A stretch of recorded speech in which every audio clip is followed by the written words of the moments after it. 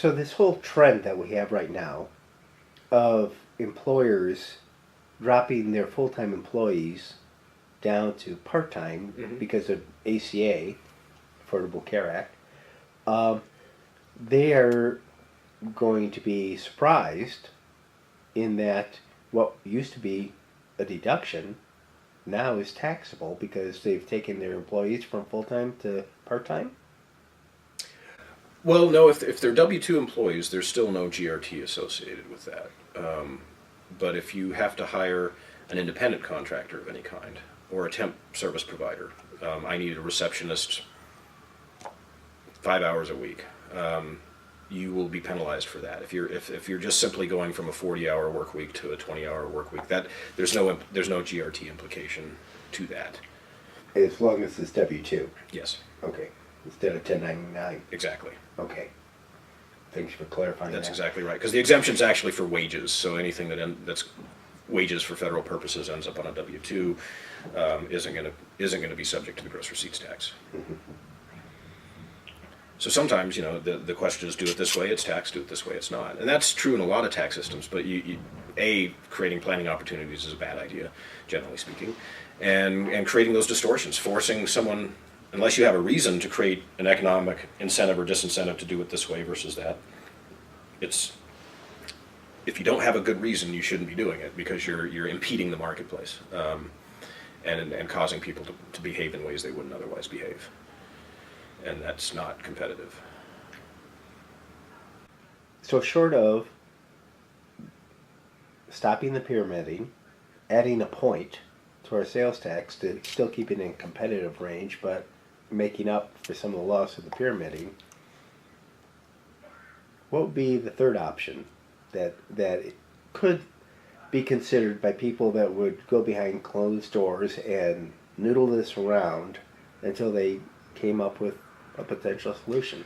Well, there's been offsets that have been talked about for years. If your goal, and I'm not even sure it's our goal or anyone's goal, but if your goal is to look more like everybody else, you identify areas, particularly final consumption areas, where you're favorable, and fix that.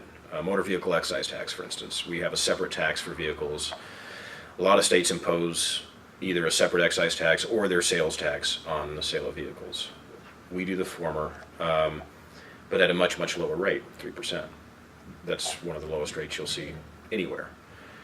Now, to anyone from the Auto Dealers Association that might be watching this, their head's about to explode. But during the governor's budget balancing task force, Don Chalmers was willing to go from 3 to 4%, probably to avoid going to 6. But there, we have a crisis in our road funds, and there are some that see that as maybe a way to help prop up the road funds, and whether that money should go to the general fund or the road fund is, that's a separate conversation and debate. But there's places like that where you can find little piles of money, but you're only going to find it once, and that's going to be controversial. That's going to step on people's toes. They're not going to like it, even if it makes economic sense. Not everyone's an economist, and they're just going to see that. They're not going to say, oh, so you don't have to pay tax to your accountant, now I have to pay 6% on my car. That's the kind of debate you're going to end up having, and it makes it difficult. I mentioned the healthcare base. What are we going to do with that? That's a huge and growing area.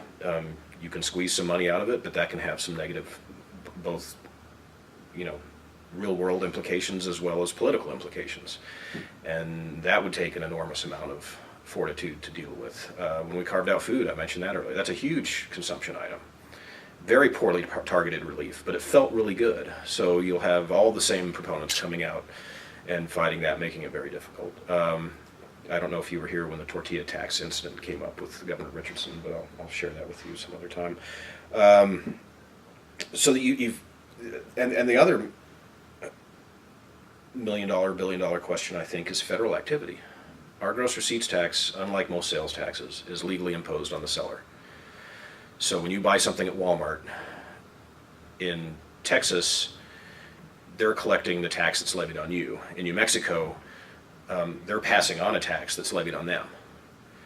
It's a legal distinction. It's not an economic distinction in terms of who actually ends up paying it, and that doesn't change. But legally, and legally, tax departments go after the seller regardless of, because they're the collector, just like they do for payroll taxes and things. So it doesn't really change anything, but in New Mexico, how that changes things is we tax federal contractors. If it were a tax imposed on the buyer being the federal government, this little thing called the supremacy clause in our U.S. Constitution would preclude us from imposing this tax. But we have case law on this. We can impose this tax on government contractors, and we do. And we've made a lot of money on it. So we directly tax a lot of activity at the labs and other places. And that's been great. That's been a cash cow. But again, it's not 1968 anymore. And what we hear increasingly is we're driving some of this work to be contracted. We're creating financial incentive to push this work outside the state. And how true that is, I don't know. But our trend is to raise rates. We haven't carved these people out, and accordingly we're creating the incentive, and the marketplace is more mobile. So I know what's happening. I don't know to what extent it's happening. Does that mean we should stop taxing federal contractors? I don't think so, at least not today. But pigs get fat and hogs get slaughtered, right? We're making it more difficult to keep projects here as we pile on the tax rate. Yeah, no, it's true. It's and that's what's happening. In the last several years, 3 or 4 years, Boeing has been fairly vocal. There was a bill that would have created a deduction for basically sales to the Air Force Research Labs. The FRL here, it kind of looks like the national labs, but their mission is space-related stuff, and Boeing is one of their primary contractors. And their argument is, it's easier for, and they did move one project, the Airborne Laser Project, to China Lake many years ago, and that was the reason. Moved it here or moved it from here? Moved it to California from here. Okay. And the core reason for that was? The gross receipts tax. And how big an impact did that make on the economy here in New Mexico? With that? I don't know. To be quite honest, I don't know how large that project was. I knew people at Boeing at the time. But the argument was something like this. Whatever we buy in New Mexico, we get 7% less of it. So we have agreements with the federal government. They will reimburse gross receipts tax, but they're not going to gross up the allocated budget amount by the amount of the gross receipts tax. So $1 million in China Lake, I can buy $1 million worth of services. $1 million in New Mexico, I can only buy $930,000 worth of services. And if I raise that rate to 8% and 9%, it just makes it worse, and I have that much more incentive to do that. And you thought, oh my God, wow, who would move something to California, right? It's not business friendly.